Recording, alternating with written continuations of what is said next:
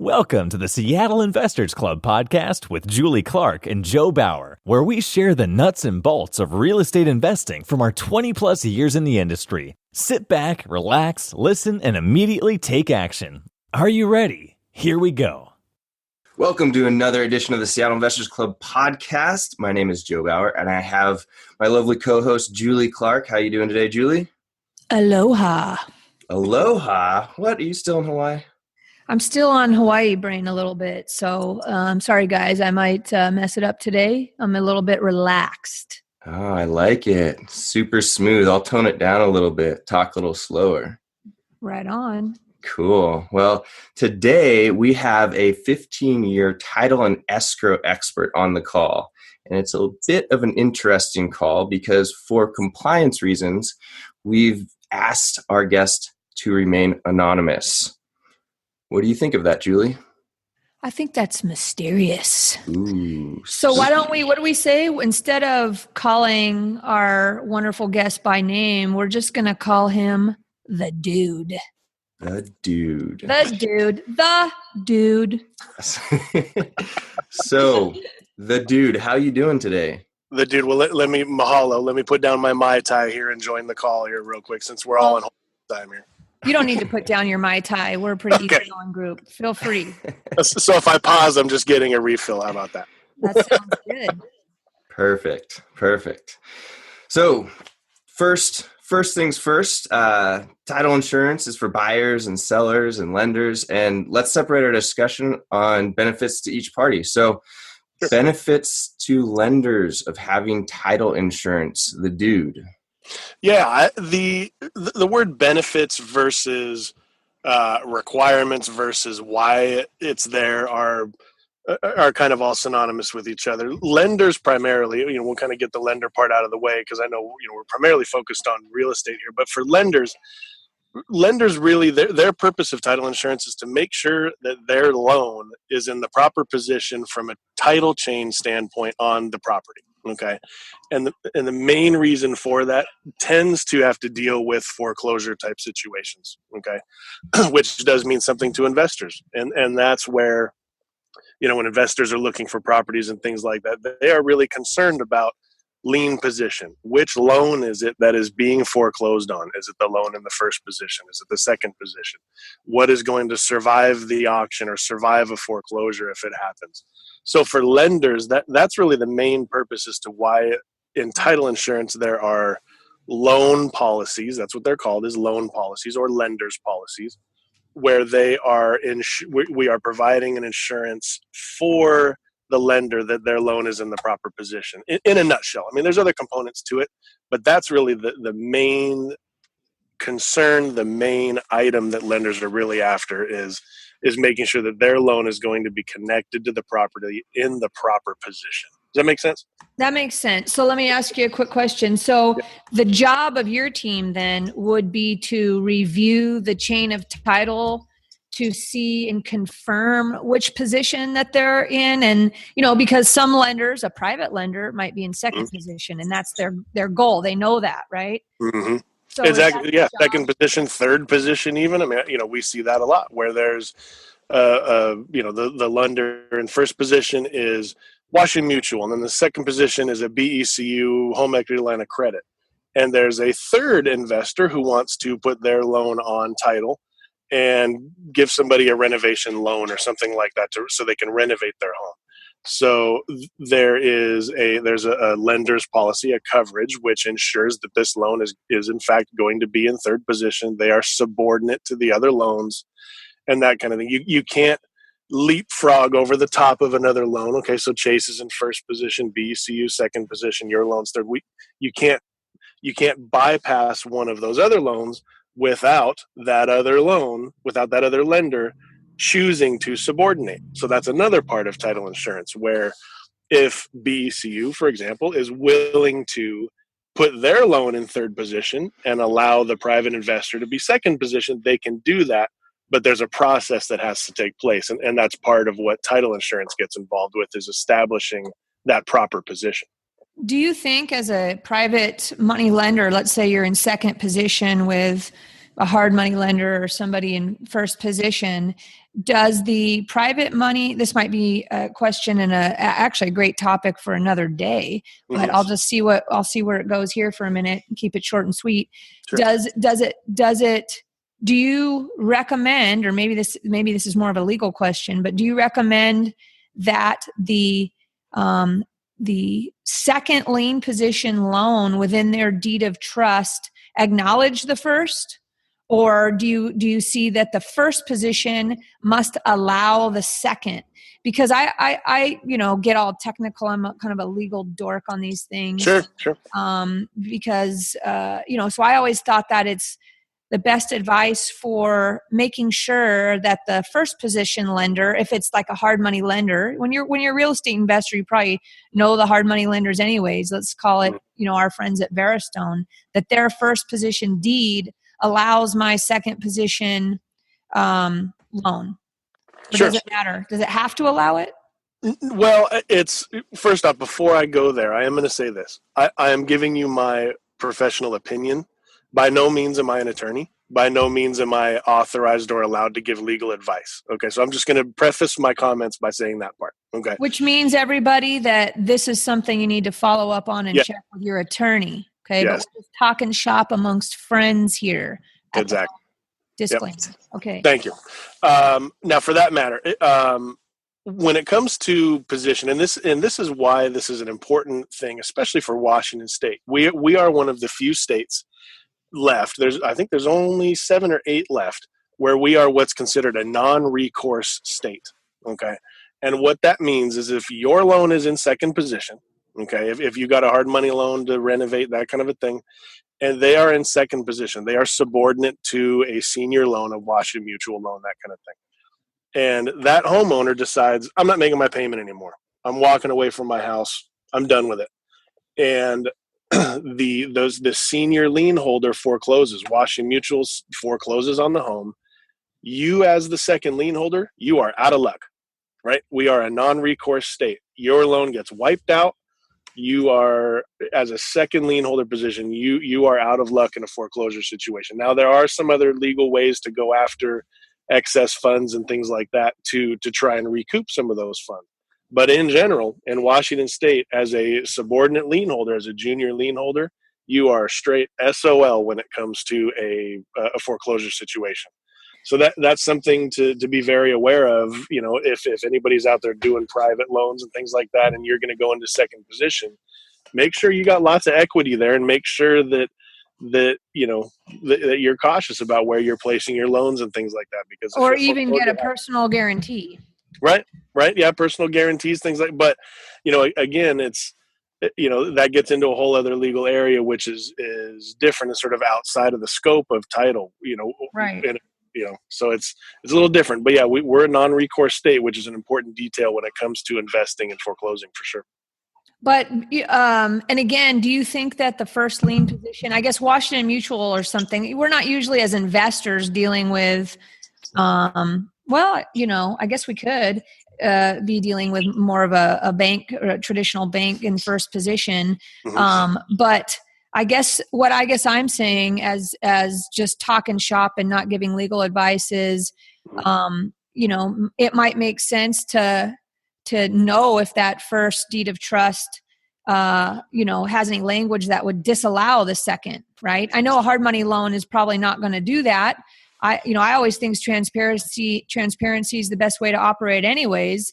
Sure. So, just ask the hard money lender, are you cool with the second lien position, or can you add some language to your deed that'll allow it? I think about stuff like that, aside from the news on that you get wiped. I mean, if you're going to be making private money loans, you better know what you're doing. But we don't want to scare people off, because it's actually a great, I do it. It's awesome. It's, that's good mailbox money right there if you know what you're doing. So no, and we do see that language on some deeds of trust where you'll see even a primary loan, a first mortgage will state right there in the deed of trust that the intention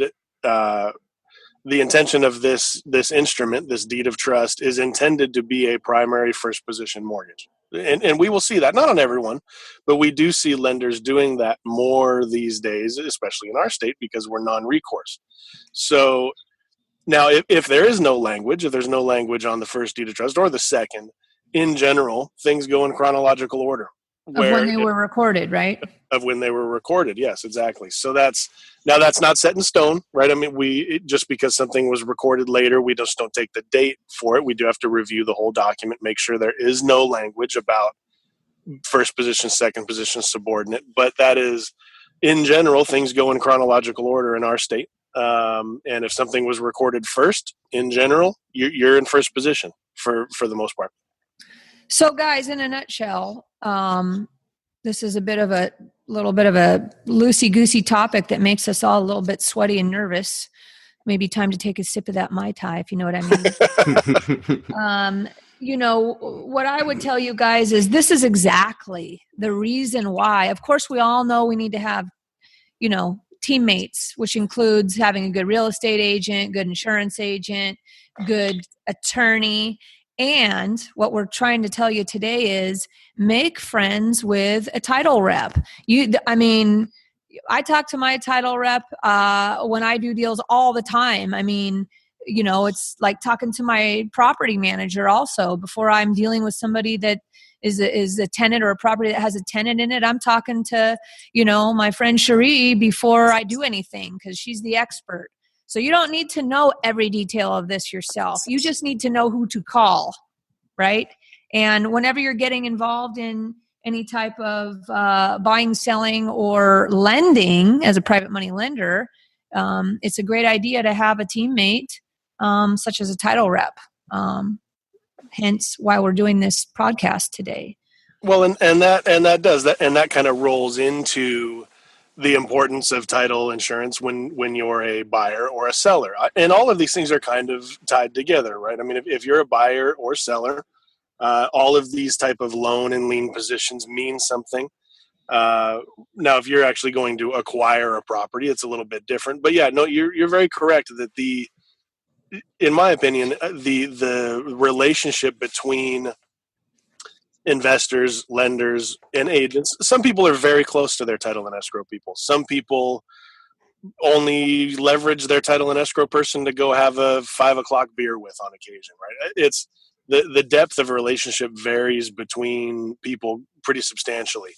I personally think that the business relationship with a title and escrow company, closer, title officer, rep, there's several components to it, is a very underutilized and under-leveraged relationship in the marketplace. And I agree. Yeah. With that. I agree with that. I think that people look at title and escrow as just like something they have to pay for as part of the transaction, right? They don't realize how important, and you want to be buddies with a title and escrow rep, and it's okay to spread the love around, but it's also great to have that direct dial, speed dial, relationship. That's what I have. And I tell you, it's put me at ease, so I can drink more Mai Tais. Well, and let's elaborate on that a little bit. The reason for that type of relationship. So your relationships with title and escrow companies are, they're nothing more than a handshake. There's no contract, right? You can use whoever you want. You can, like Julie said, I mean, you can spread it around. You can use different companies. The importance of monogamy in a relationship with title and escrow companies is the level of service that you'll get in return. We live in this on-demand world, right? We get our music on demand. We get our TV on demand. You run out of paper towels, you order it from Amazon same day, and it's at your house 2 hours later, right? No shit, you can do that? I know, right? If only we could do that with contractors when we're renovating houses too, right? You get your sheetrock on demand. No kidding. Hey, we have a lot of entrepreneurs listening to this podcast, so you just gave somebody probably a good idea. Yeah. You heard it here first, guys. But that on-demand nature, that's where the depth of that relationship and the monogamy comes into play, where you're trying to write up an offer on a deal on a Saturday at 4 o'clock. And there isn't a title and escrow person in an office anywhere. But you've got a rep that you're close with, that you trust, that they trust you, and you do a lot of business together. And you shoot that rep a text that says, I'm writing up a deal right now. I need a legal description. Can you help me? if that rep is worth anything, they're going to get you a legal description in 20 minutes, even on the weekend. So that's where those relationships and making sure that you have those solid relationships can really come into benefit in crunch time when you need someone to be there on demand. That's really one of the biggest benefits of the relationships with title and escrow is to have that level of service. And hopefully everybody's partnered with somebody that gives them that type of service. Word. Let's move on. Yeah. On to, so we've covered lenders a bit, and this might be something that we cover in more detail about, private money lending and all that. We're working on teeing up some good experts for that for you guys as well. But right now we're going to move on to, like I said, I don't know if the right word is the benefits to a seller, but the benefits or requirements or whatever you want to say to sellers of having title insurance. Lay it on us.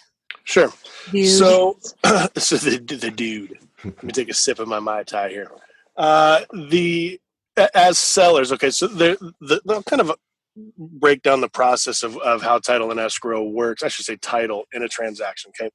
As a seller, when you sell a property, your role as a seller is to buy a owner's policy for your buyer. Okay, so when you're a seller and you're paying this title fee during closing, what you are actually paying is you are buying title insurance for your buyer. You're giving them an owner's policy, and you are essentially the owner's policy is guaranteeing that buyer clean title. Okay, and that's where it comes into why does a seller need title? Why does a buyer need title? It is the proper transfer of ownership from one person to another with all items on title being addressed. Now, can you transfer title from one to the other with there being clouds on title? Absolutely.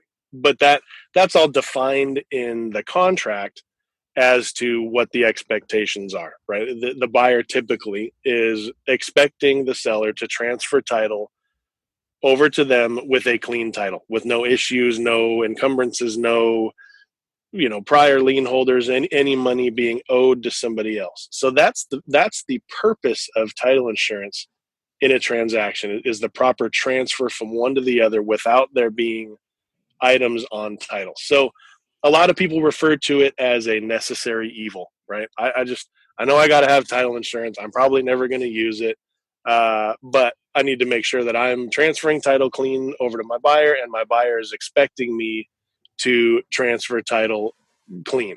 Now, without a title insurance company, how the heck are you supposed to do that? I mean, how, as a consumer, as a seller or a buyer, how are you supposed to ensure and guarantee that you are transferring title in a certain status? And there's really no way to do that, even though we are in a public record state where all of these things, all these items are all recorded to public record. You can go to the county website and you can plug in a parcel number and you can look and see how many deeds of trust or how many loans are on a property. But from a guaranteeing standpoint, from a liability standpoint, there isn't any way for a consumer to guarantee that status. So that's why there are title insurance products, is because you actually get that guarantee behind that transfer. I know I threw a lot of info at you, but that's, in a nutshell, that's the purpose of it for buyers and sellers. They're very similar, but they have different purposes. That makes sense? It makes sense. So, but I mean, let's say though, if you are out there and you're an investor and you're looking to go write an offer on a property, is it fair to say, dude, that you don't want to call and order up that title policy when you don't even know you're going to get the deal or anything like that? That's, you don't abuse the relationship as such. Could that happen once in a while? It could happen once in a while because life's not perfect. But because specifically for us that we are in a public record state, as an investor, by all means, you should, plug that in and see what comes up easily for you to look at, because that's something you might want to write into your contract anyways if you see anything that's obviously there by a quick online check, right? It's good to know. Well, right. And that's, as an investor, if you are engaged with a seller, you're trying to write up an offer, you're trying to, get this thing under contract. that's where that relationship with your title and escrow company comes into play, where you can call your rep, you can call your title person. Escrow won't be looking at title issues. That escrow is a different service than title, of course. But from a research standpoint, making that phone call or shooting that email that says, "Hey, I think I'm going to write up an offer on this. Can you take a look and tell me what's going on?" Right? That's the basic message you would send. Can you take a look and tell me what's going on? Title and escrow companies, a title service, is allowed to give you property profiles, right? And tell you the bedrooms, bathrooms, square footage, who owns it, that whole thing. Give you a copy of the vesting deed and shows you who owns the property. They can provide you with copies of the publicly recorded liens, the deeds of trust, if there's a sewer lien, things like that. They can give you copies of all of those documents. Now, from a research standpoint, that's not a guarantee, right? They can't, just from a research standpoint, they're not guaranteeing you that these are all the items that are on title. They're just simply sending you a packet of information, or they can give it to you verbally over the phone, what they see from a sort of at a glance standpoint. And usually that's enough for you to make an educated decision on, should I be, making an offer on this property or not? One of the most common things that we see all the time from investors specifically is somebody, says, I'm working with Dave Smith. He's the owner of this property and I want to write up an offer. So we say, okay, cool. We'll pull a packet of information for you that we typically call listing packages. We'll send you the info and you get this packet of info. And all of a sudden this packet of info has Dave Smith, but there's also Janine Smith on title.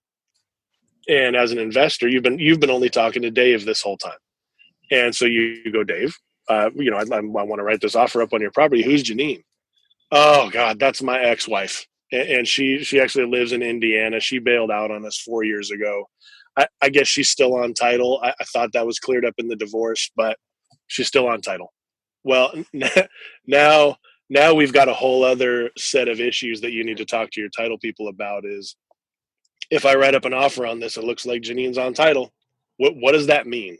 And again, that's probably a topic for another podcast, but that's part of the importance of title is to make sure not only am I getting a clear title, but am I talking to the right people? Am I talking to the person that actually owns this property? Or did somebody die and I'm talking to a son who thinks that he has the authority to sell this property? Those are all title related type of concerns. Not only that, is if you are told that, okay, well, this is an inherited property, then there's a bunch of paperwork that you're going to need to get copies of as part of the process that you're going to want to, make sure that the seller is going to have access to. And, it just goes into the timing of the deal and everything else.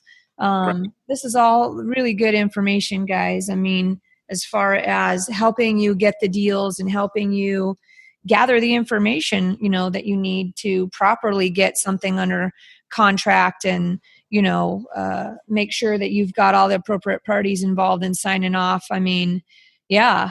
Woo, I've been through some of that.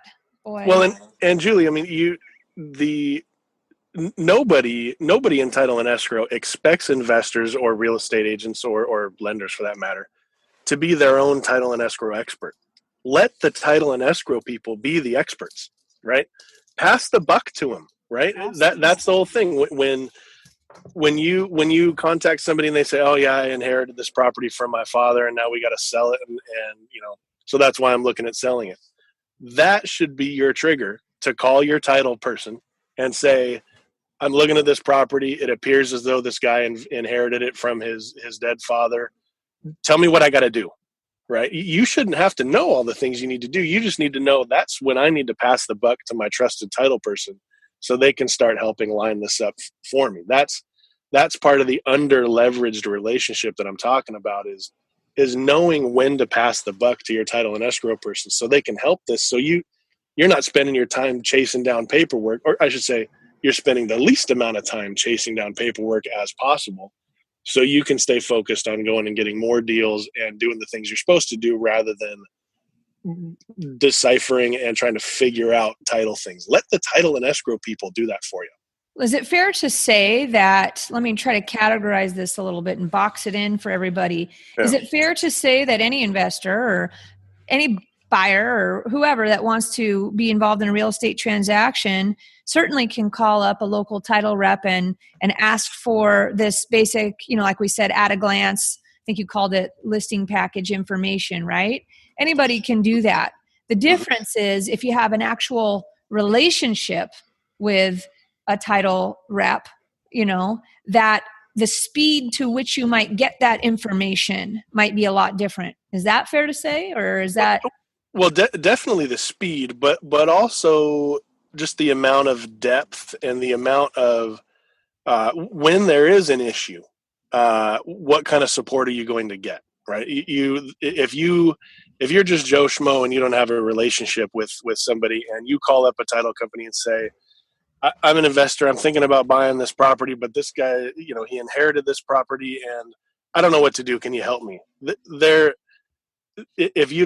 If you're just calling off the street and they don't know you, they don't know who you are. They don't know if you're serious. They don't know the difference if you've bought one property in your life or if you've bought 100 properties in your life.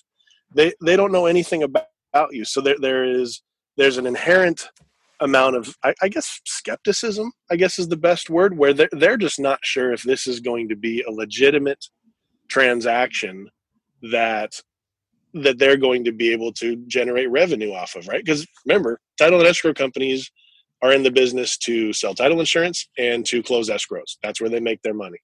So they are interested in partnering and providing that, partner is the wrong word, providing that support to investors and agents and lenders who in turn will be loyal. And when they have transactions, send their transactions to them so they can make money off of title and escrow. That's why there's that service there. So again, you could call up a random title and escrow company and ask for it. What you're going to get from somebody you don't have a relationship with versus somebody you do have a relationship, it's not only speed, but it's definitely a amount of depth of information you're going to get and quality of information. Because and why would you not have a relationship with somebody? I mean, it makes your life so much easier rather than, there's different reasons to use different title companies that people can come up with whatever their reasons are, but you guys get what we're saying in general. Just like you want to have an attorney you can call on speed dial. There's some attorneys, we have certain attorneys that we want to work with that we have taken our time to build relationships with because they're so, you maybe say sought after or maybe experts at a certain thing that unless you have a relationship, it's hard to get them to respond to your questions. It's, maybe not exactly the same because they're in some ways that's their job and they're required to do that. But you guys, you're all smart because you're listening to this in the first place. So you get what we're saying. So let's keep moving on here. So, obviously we all know we're going to do our best to get a solid relationship with a title rep and an escrow rep. And we know that the benefits will say that, the seller is buying, like the dude said, is buying an owner's policy for the buyer that guarantees a clean title. What happens when there's something that comes up after the fact, just so people know what's up with that? So if there is a quote unquote claim, if somebody, 6 months down the road and somebody comes knocking on your door and says, hey, you bought this house and I actually lent $15,000 to the prior guy who used to live here. You owe me $15,000. That kind of thing. We're talking after closing. After closing. Sure. Every title company has a claims department. Just like title. It's title insurance, right? Let's not forget that this is title insurance. You're getting a level of insurance, on this transaction. So it's an insurance company, just like Allstate for cars and things like that. They have a claims department. So hopefully you don't ever have to issue a claim. Okay. That's the goal, of course. And 999 times out of 1,000, there, maybe even less than that, anybody ever has to make a claim. But it does happen. And really it's pretty straightforward. It's kind of like Allstate with your cars. If you feel like that there is an item that should have been covered by title, or should have been addressed or should have been disclosed or whatever we're talking about, it's time to start the claim process. And you contact that title company that did the policy and you say, I think I need to make a claim here. I've got this guy, saying that the prior owner owed him 15 grand. What do I do? And the title company reviews it. Their claims department looks at it. In that type of, let's use that as a situation. Is there any like deductible like there would be on your auto insurance? Nope. Nothing like that. It's either covered or it's not. It's either covered or it's not. And in general, and we'll use this scenario as a good example. If a lien is not recorded, if somebody's just got this piece of paper in their hand, that's, and maybe the prior owner even signed it and it was notarized, but they just never recorded it. That type of thing isn't going to be covered, right? It's a title company has no way to know if there are floating loans out there that were never recorded with the county. So for investors, that's something to know. Just because you got private money lenders, private money, exactly. No, guys, I can't even actually even think of a time. But I don't do a lot of auction business. Maybe it comes up more there where there was a title issue after the fact. But you know what I do hear a lot of, and it scares the bejesus out of me that I need to drink an entire bottle of Tito's because it sweats me out so bad, is when it's gluten-free, by the way. Yeah. Joe, just in case you were wondering. But the thing that freaks me out is that there will be investors, right? And they're usually really like, I won't categorize, right? And they are borrowing money from private money investors in, let's say, second lien position. And you know what?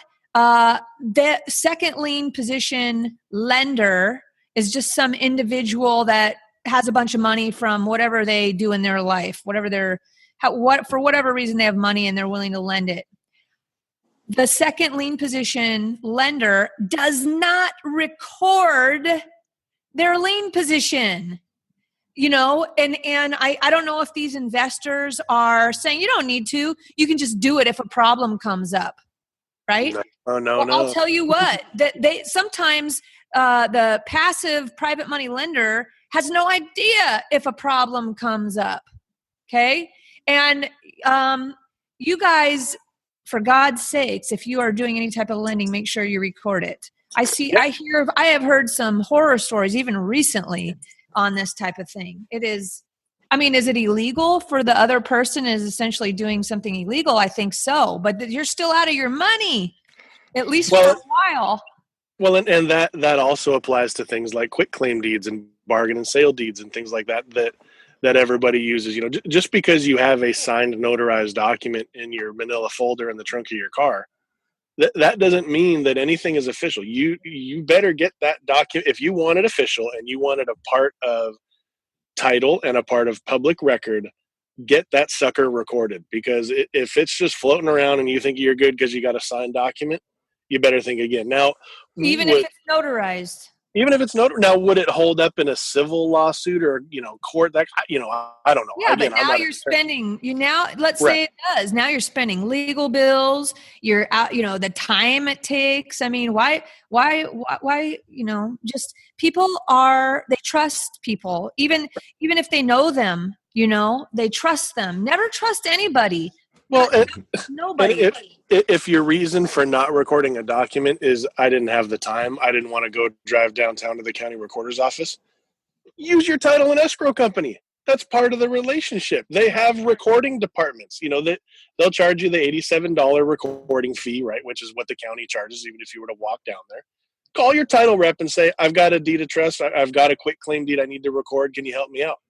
And they'll even go as far as sending a courier to your office, pick up the document, record it, and then they'll just charge you the fee. They're not going to charge you anything extra. They're not going to charge you a $200 dock handling fee. They're going to charge you for the $35 courier, and they're going to charge you for the $85 recording fee.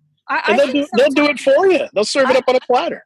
I think sometimes that investors who are not 100% nice guys or gals will not tell some average Joe that has a bunch of money that they even need to do it. And that person on the other side, unless they're involving an attorney, they don't even know to record it. And then the investor doesn't even tell them. I mean, we hear, as far as the nuts and bolts of real estate investing, and everybody who's involved in our world, we're all about honesty, transparency, professionalism. And if you are a slippery slope type of investor or whatever, then we're going to play doorbell ditch on you and put poop and ring it. We're going to get away from us. That's not how we roll, is what I'm saying.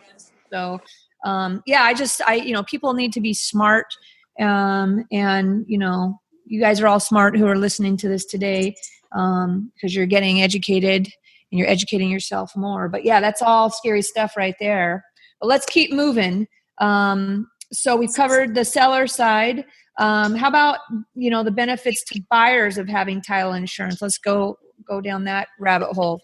Well, sure. And we've kind of covered a little bit of the buyers too. I mean, it's all in conjunction with the seller and even with your lender. If you're a buyer using a traditional loan product or a private money, lender loan, that's, it all flows together to a certain extent. Whereas a buyer, you want to make sure that you're receiving title the way that you expect it to be, where there's no claims from anybody. There's no missing liens. There's no, somebody had new windows put in the house but didn't pay the bill, so now you've got a window contractor coming and trying to get you for money. So that's really your interest as a buyer when it comes to title insurance, is making sure that you're receiving title the way that you expect it to be. What are you paying for as the buyer? As the buyer, are you buying the lender's policy because you're the one borrowing the money, or? Exactly. Yep. So if you are, again, the seller pays for the owner's policy. So the seller is buying title insurance for the buyer. So if you are a buyer paying all cash, there's no title insurance for you to buy. Your seller pays for the policy to transfer title to you the way that you expect it. So if you're an all cash buyer, there's no policy for you to buy. The only time that you as a buyer will have to pay any sort of title insurance, and I should say in a traditional transaction, okay, traditionally, as a buyer, there's nothing for you to purchase title insurance wise unless you are using some sort of a loan product. Okay, some hard money lenders or private investors, for some ridiculous reason,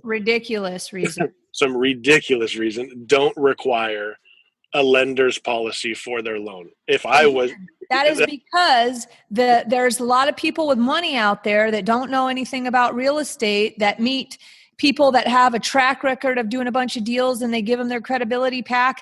And that investor is not on the up and up and does not, you should just offer it. Yes, right. It costs money, but you know what? You guys, whoever's not operating 100% on the up and up, is going to get a spanking at somewhere down the line. I promise you, that's how it works. Some of you, and I'm not talking about the good kind of spanking, if you get my drift, right?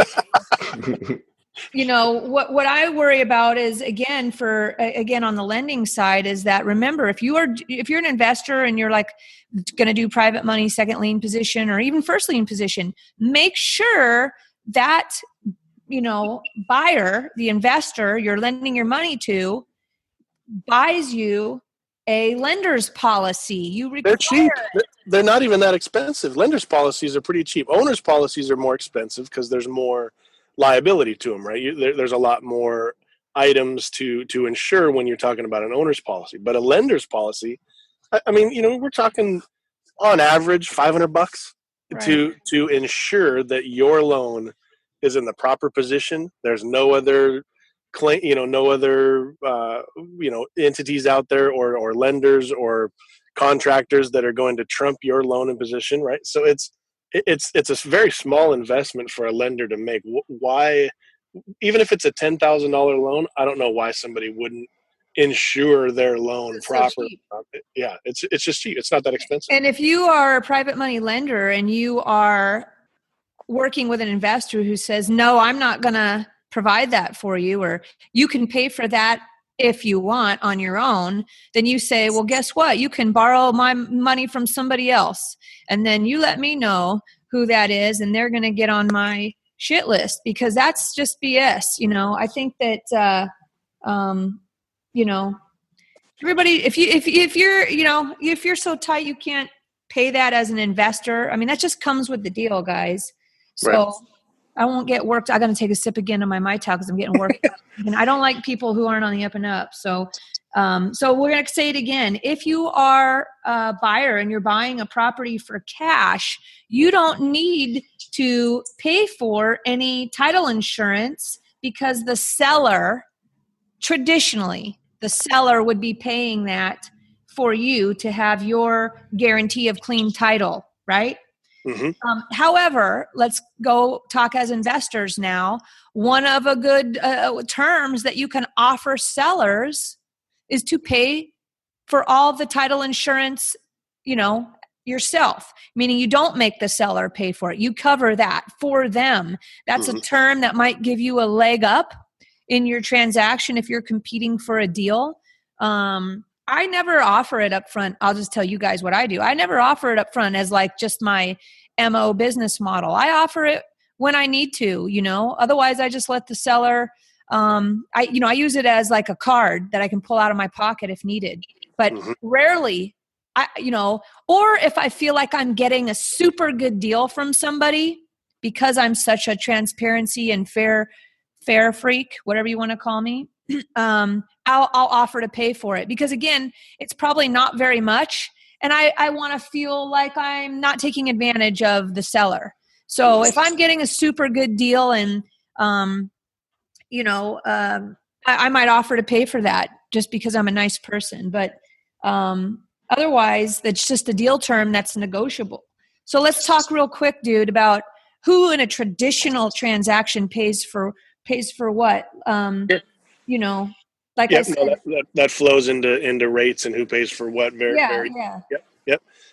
So let me start by prefacing this. Title and escrow rates in our state are regulated, okay, by what we call the OIC, by the insurance commissioner. So many people out there, agents, lenders, investors, things like, they get so obsessed with, I need to shop around for title and escrow. Everybody's rates are damn near the same. They're usually within $100 of each other. I mean, so you're going to spend a day calling around to title and escrow companies, comparing rates just to save $100. It isn't worth your time. That is the story. That is the topic of another podcast with investors who are crazy nickel and diamond, and they don't realize. Let me give you a tip from the start, guys. A tight relationship with a title rep, an escrow company, is worth 1 million times more than the extra $100 you're trying to save by shopping around. You guys get that message? Don't be a ding dong, please. Maybe that should be a t-shirt or something. Just don't be a ding dong. And just that's it. The dude says don't be a ding dong. That's right.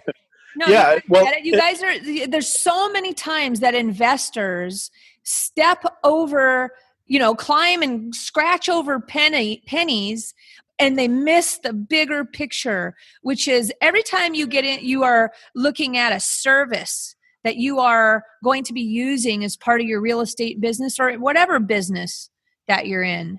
You should be first looking at the relationship and the benefits, the mutual reciprocal relationship benefits as the number one deciding factor. And just if you like someone and you work well with them personality wise, that is so much more important. You'll know when you get rolling here than worrying about $100 or $200 or whatever here or there, right? I mean, time is money. You want to call around to 10 different ones. I mean, you just spent more than, how much is your time worth, right? You just spent your money on your time. Ding dong. Exactly. Well, and like the notary fee, right? That gets thrown around a lot in title and escrows. Am I going to pay a notary fee? Do I have to pay the $100 to have a notary come out to my house? Are you kidding me? If all it costs is $100 to have a notary come out to my house at 6:00 on a Friday night and hand serve up on a platter my documents, I don't even have to leave my front door. and I'll get my documents signed, but you're going to squabble over that $100. Really? Okay. Don't pay the $100 and drive into Bellevue and find parking and go, up into somebody's office and sign documents. It's, again, Right. like you said, don't obsess over something like $100 notary fee. Let them come to your house and save your time and all of that, and just pay the $100 or whatever. I mean, if it's not built into the fee, it's again. You know what I'm thinking of while we're talking about all this? You know what a smart thing investors should add to their line item on their deal analyzer is just like a $500 buffer for fees, just because where your pay for convenience line item. You don't know what it is that's going to come up during the transaction. Maybe somebody needs to run around. You need to pay somebody $20 an hour to go run around and do some stuff for you. You guys should all add in a $500 convenience cost. So when crap comes up during the thing, that could be the notary, that could be whatever. If you can't squeeze $500 into your deal, then you're buying the wrong deal. Right. Please. Right. And let me circle back. Amazing grace, how sweet. I feel like I'm preaching now. Amazing convenience. Yeah, exactly. It could be that, or I've drank too much of my Mai Tai. It is. Well, I guess in Hawaii, now the Hawaii's behind us. I was going to say the time factor, but the Hawaii's behind us in time. So. That's right. So let's get back to the fees thing. Back to the fees. So who pays what? Pretty straightforward. So the escrow portion of all this, we talked a lot about title, not so much about escrow. Escrow split right down the middle. Okay. So in a traditional transaction. In a traditional, yes, this is all traditional. Now you can structure your deal however you want to do it. Buyer can pay it all. Seller can pay it all. You can say, I'll pay for your title, but I'm not going to pay for your escrow. I mean, you can, but traditionally. But remember, guys, if you're using like your local MLS contract, the traditional way, most likely, is written into the contract. So if you're using your own contract, you can write those terms in however you want, right? You can have it mirror your MLS contract and then just use an addendum to outline who pays for what if you want to make a change to be having more aggressive terms. Remember, if you're using an MLS contract, you're also going to need to use an addendum to outline different terms than the traditional 50-50 split. Right. And that does get seen quite a bit in the marketplace where investors are using their own contracts that attorneys drafted up. And it's pretty common that isn't defined anywhere in the contract as far as who's paying what. It's pretty common for a title and escrow company to say, I love your contract. It looks great. You're missing a couple things. Number one, you didn't say who's doing title and escrow. That's pretty common, that the contract doesn't specifically declare who's doing the title and escrow. And it also is missing who's paying for what. And so we'll come back to the traditional breakdown where escrow is split and it's all based off the sales price. So let me ask you a question on that point. Yeah. Is there any rule on that? Like if it's silent, is it automatically go 50-50 by state law, or does it have to be defined in the contract? It does have to be defined because escrow is a contract in the eyes of escrow is a set of instructions. Okay. And that's really how everybody should look at their contracts is, yes, this is technically a contract or an agreement, but for a closing service, for escrow, it is a set of instructions. So if your contract, if your set of instructions isn't defining who is paying for what from a closing cost standpoint, escrow doesn't know what to do. They're going to sit there and go, well, we can't proceed because we don't have instructions on who is paying for what. They can't prepare their settlement statements and their closing documents because they don't have instructions. Escrow will never, ever assume anything. They need specific instruction on all parts, right? The same thing when it comes to earnest money or inspection contingencies or things like that. Escrow is not allowed to make assumptions on a contract. So that's why things have to be spelled out, right? Escrow is the neutral third party. They're the middle person that is following the instructions that the seller and the buyer are agreeing to. Let me So ask you a quick question. This is something that I screw up on in my traditional brokerage business sometimes, or I don't catch it because a buyer's agent on one of my listings writes it up wrong.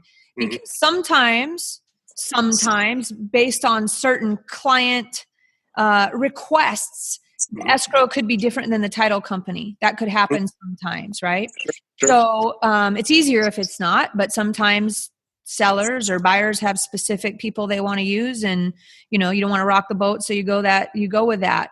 If somebody's using a title company and then the escrow company is different and they just write the person's name at the escrow company, I see that happening all the time.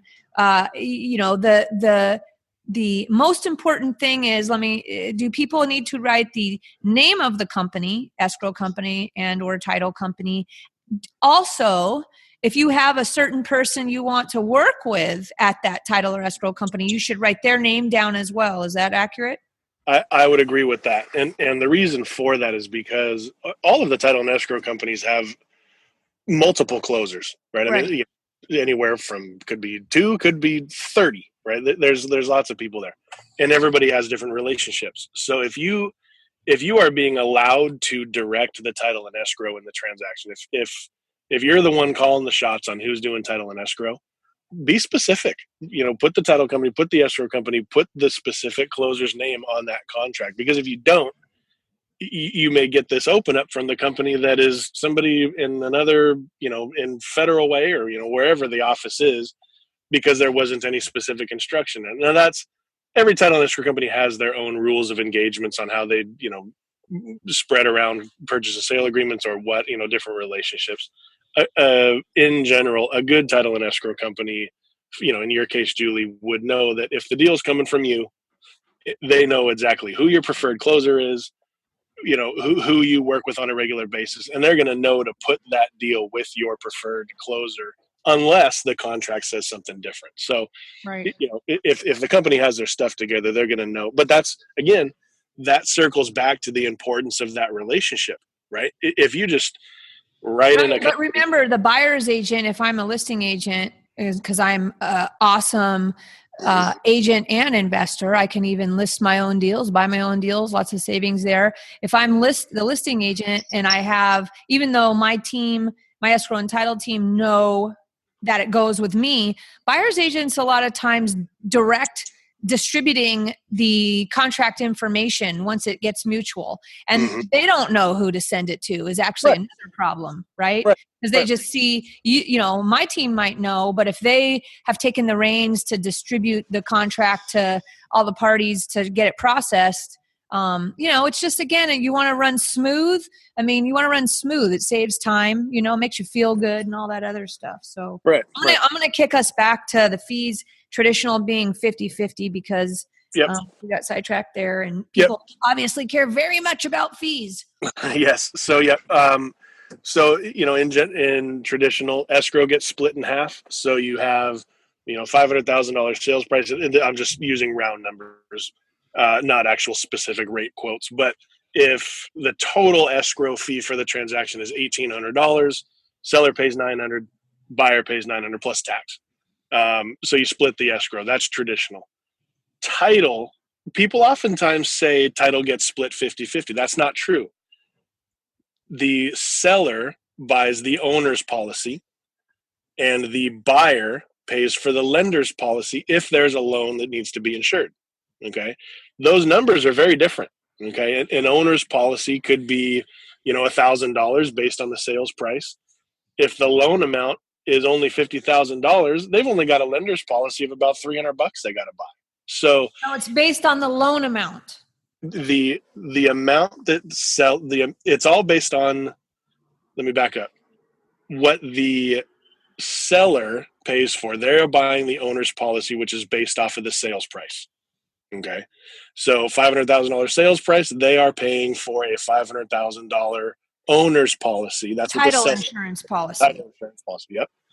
The buyer, their portion of title insurance is based off of their loan amount. Okay. Sellers is the sales price, buyers is the loan amount. If there's no loan to insure, the buyer doesn't have any title to pay for. Okay. And that's where you get, when you're doing these contracts and you're saying, we're just going to split title, split escrow. Well, if you're a buyer and you're paying cash, you may be agreeing to paying half of that owner's policy, which in a traditional transaction, you didn't need to do, right? Traditionally, Right. seller pays for owner's policy, buyers pay for lender's policy, and that's it.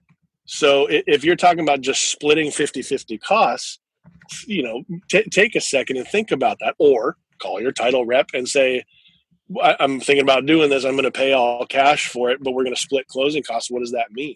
Right. So we're trying to tell you guys to separate escrow splits from title cost. Exactly. Title insurance, totally two. You don't apply 50% to both escrow and title. You separate the two. Right. Because if you're lucky and you're paying cash, you will have no cost as the buyer. Traditionally, you would have no title cost. Traditionally. Right. And then traditionally you would split 50-50 on escrow fees, which Correct. is totally different than title costs. Correct. So those are terms to negotiate in your contracts, right? You want to make it easy on yourself and have one that you're willing to do all the time and maybe only pull out the rest. Maybe you want to pay for everything because you think it's going to give you a leg up on all your deals. You're in a super competitive market. Or maybe you just want to play that card when you feel it's necessary. Right. That's up to you. And definitely, if you guys are a little bit confused about those specifics, because I know you care so much, definitely you can contact me at julie@seattleinvestorsclub.com. After this podcast, you can, hit me up and we will make sure to clarify it for you. And we can even put you in contact with a local title and escrow rep wherever you're at. And get this 100% clarified for you. But I think you guys are getting the gist. Yeah. 2 sets of costs: title costs, escrow costs. Yep. Awesome. Yeah. Good stuff. And between title companies and escrow companies, are those competitive rates then? I think we covered this briefly, but. Yeah. Yep. And I'll restate that again. Title and escrow rates for the for the big title and escrow companies that are around there. We all know who they are. All their rates are regulated by the state, and they're all very similar to each other. I mean, you may find a difference of $100 here or $150 there, but in general, title and escrow rates are the rates. They're very similar to each other. Now, one thing to remember is those rates all slide based off of what either the sales price is or what the loan amount is. So if your template, your spreadsheet, whatever it is you do to calculate your closing costs, you can't just always say, well, it's going to be about $1,000 for title. Well, the last deal that you did, if you bought a house that was $200,000, maybe it was only $1,000 for title. Now you're going to buy a $700,000 house because it's a sliding scale based on the sales price. That changes. Okay, so your title cost at $200,000 versus $700,000 are very different. So, be careful when you're doing your calculations and things like that you're not just using round numbers and based off of some low sales price, because that number does change. You need to get with your escrow or your escrow rep and your title rep on what their fees are and just plug that in to your deal analyzer as a percent of the loan amount or percent of the sales price, so you get the number right.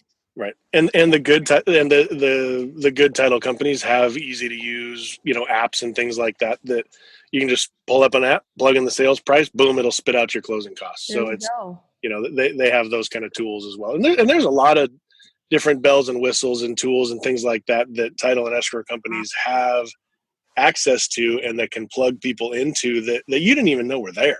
Right. I mean, and not everybody needs to be, fancied by a bunch of fancy tools and things like that. But there are a lot of different products and resources that title and escrow companies can connect people to. Such as list polls too, right, guys? I mean, you can get some criteria to your title rep on your, for lead generation, for your direct mail lists or your cold calling list or whatever you want to do. And they can pull those lists for you. Maybe you're interested in a certain zoning, at a certain part of town. You give that to your title rep and they can pull up all the properties with that zoning. I mean, we're going a little long here today. So, we're going to have, if you're a member of Seattle Investors Club, we're going to be covering this even in more detail as well. But, when you call your title rep, say what kind of products and services are available to me through you as an investor, and you can get the whole menu of what that is. So I want to keep just moving on real quick and wrap up on this last kind of series of questions here. Just last question from a global standpoint. Is there like a top 2 common problems you see from investors maybe, that you see? There is like missing contract language, like we said about the, not giving the instructions, because the contract is instructions to escrow. So you got to make sure you're always giving the instructions for who pays for what and things like that. Mm-hmm. Is there anything else? Like what's the quit claim? I'm going to be selfish here and ask about something that I'm interested in, which is, what's the whole thing surrounding quit claims and how that works and what that is? Sure. So I'll break that up quick. And like you said, I know we're getting lengthy on this, but I think this has been a good podcast for everybody. The most common things that we deal with when it comes to investors, and we touched on a little bit of it before, is heirs. Somebody died and now they got to sell a property. We hear a lot of, there's a lot of divorce situations and things like that out there, where we are making sure that the proper people are selling the property that have the proper authority to do it. So that's pretty darn common for investors, where, it's divorces or heirs and somebody's died and that kind of thing. That's the most common for investors. When we're talking about quit claims, a quit claim deed, and it's not quick, just so everybody knows, it's not quick claim, it's quit, Quit. Quit claim deeds are, it's a way to change vesting on a property without a sale. Okay. So if Julie, if you as an individual own a property by yourself and you get married and you want to add somebody onto title, you would use a quitclaim deed. You would add your partner to title, and that's a way to put somebody on title. You can also remove somebody from title that same way. So if a divorce happens and in the divorce decree it states that you get the house and your ex does not, typically through those divorce proceedings, you would use a quitclaim deed to remove somebody from the title of the house. Now, again, I'm not an attorney, nor am I a tax accountant. Okay, so there are and there can be items pertaining to taxes and things like that, where if you're just simply going to remove somebody or add somebody to title, there may be tax implications as a result of that. So it's always good practice to have a good relationship with your accountant, with some sort of a tax attorney, to run the scenario by them and make sure that there isn't any massive capital gains, stipulations or items that are going to come up as a result of you adding or removing somebody from title. Or if somebody says, pay me $100,000 and I'll just give you the title to my house and I'll just record a quitclaim deed. Well, that's not the way that it works. You got to pay excise tax and things like that. So, always good to be sure to run things by your accountants and your attorneys if you are in fact using a quitclaim deed, to make sure there's not something you're missing. But do you see investors do things like buy it in their personal name and quitclaim it to their LLC for some reason they think is a strategy? Yeah, I don't. The concept of LLCs and things like that, again, that's more of an accounting type situation. Taxes and things like that. I don't have a lot of intimate knowledge as to the strong benefits behind using an LLC versus your personal name. I know it has to deal with liabilities and taxes. If you get sued, they can only come after things in your LLC. I think it also might have to do with borrowing a little bit. So make a note, side note, little partner talk here, Joe, make a side note. Let's get some details on that topic, quitclaim, why people, investors might try to do that, Yeah. That'd be a good time. To me, it's either squirrely or it's a strategy. And to be honest with you, I'm not sure which one it is. So, Joe, we're going to make a point to find out and let our tribe know. How about that? Does that sound good to you guys?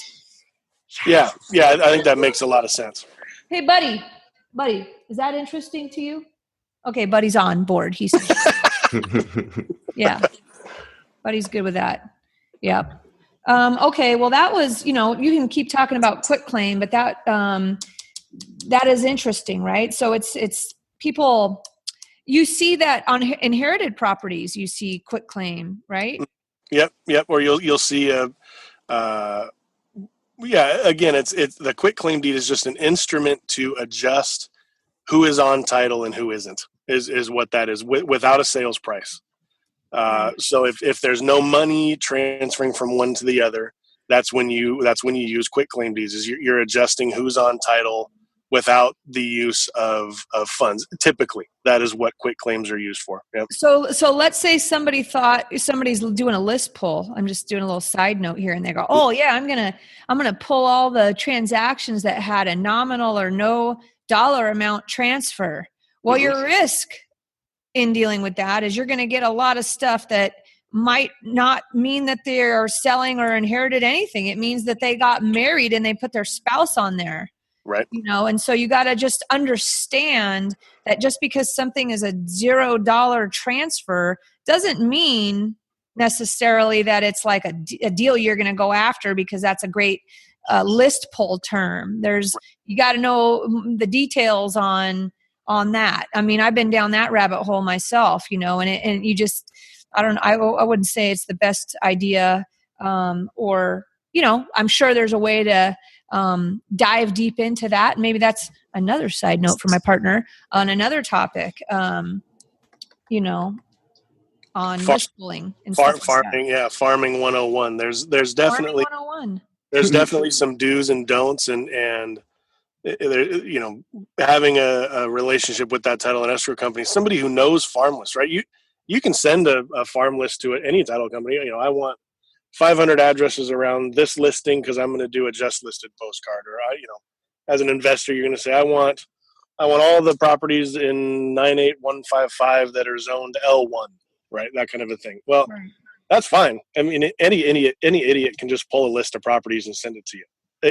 A proper relationship and a good one would be somebody that says, sweet, we can get that list for you. I'm into it.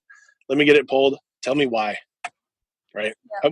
Why do you want this list? And then once you start explaining why and what your motivation is, there may be layers and criteria that you're going to use that you didn't even know existed. So, or something might come up and give you an aha moment, like, oh, ninja.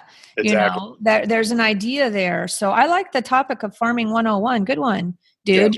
Yeah. We're going to steal that idea from you. Totally stellar. Yeah. Right. Righto. Yeah. Now my brain's just moving over here. But this is all good stuff, guys. I think that not only did Buddy get a lot of good information today out of this, right, Bud? He's there. He's not even asleep yet. This is I think, awesome. I know I learned a lot, and this has been totally a long one, a longie, but a goodie, right?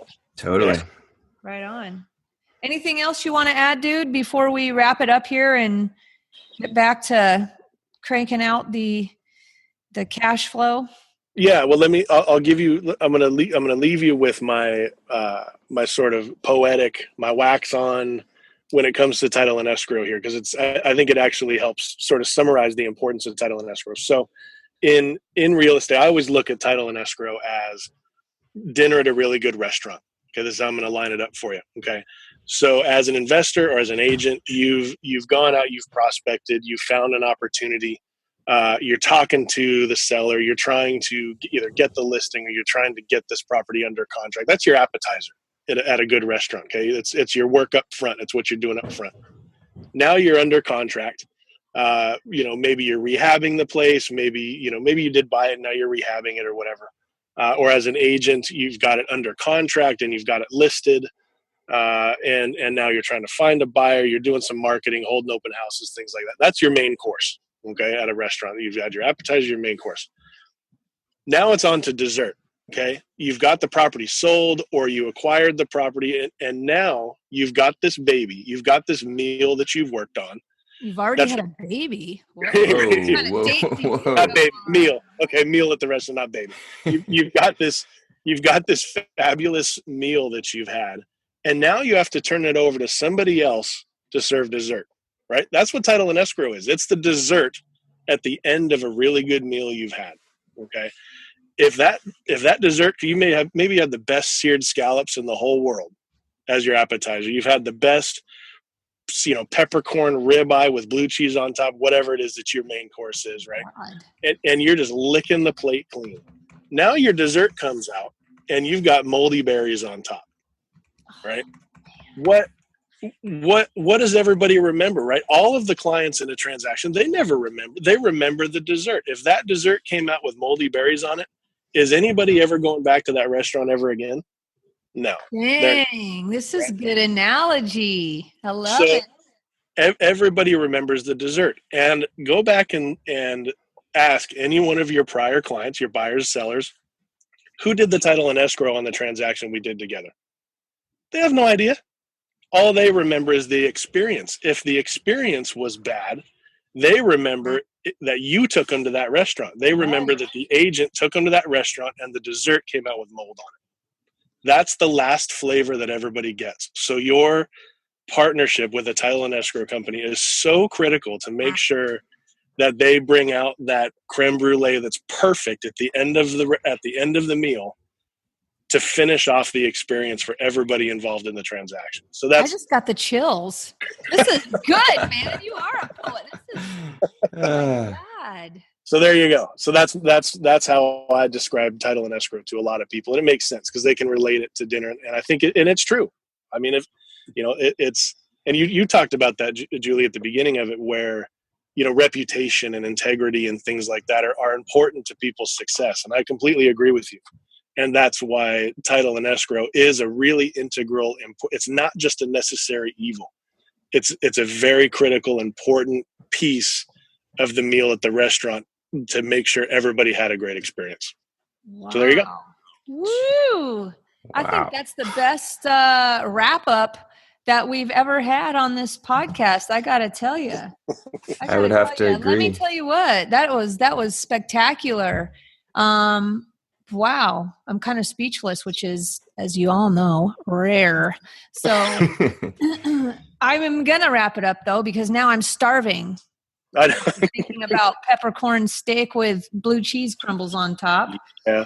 And I will tell you guys, if you would like, to have any referrals wherever you are across the country to somebody, that is an expert in title and escrow, such as the dude, or anybody else, wherever you're at, we definitely have a network of contacts, that, just give me a shout, Julie at SeattleInvestorsClub.com. And we can hook you up with or give you some contacts for some professionals such as the dude that will make your business run smoother and let you present a good dessert to all your clients, I guess. I'm not eloquent, so I'm just that was close. I don't know what I'm talking about. You guys get my flow. Yeah. I just butchered it. Sorry. No worries. All right. That was spectacular. You bet. Glad I could help. Yeah. I'm excited, motivated, hungry, and all that. So thank you so much. And I think we're done with the nuts and bolts of real estate investing. Yeah. Yep. One quick thing. If you guys want to check out the show notes for this podcast, you can do so at SeattleInvestorsClub.com/28. That's SeattleInvestorsClub.com/28. I know some of you guys like to read what you've listened to, and there you have it. Spectacular. Well, guess what? You guys have a wonderful day, and I'm going to go eat some lunch. All right. We'll see you later. Ciao. Thanks for listening to the Seattle Investors Club podcast. If you have questions that you'd like to have answered on the show, shoot us an email at info@seattleinvestorsclub.com. Now go out, take that action, and build that real estate business. Thanks for listening.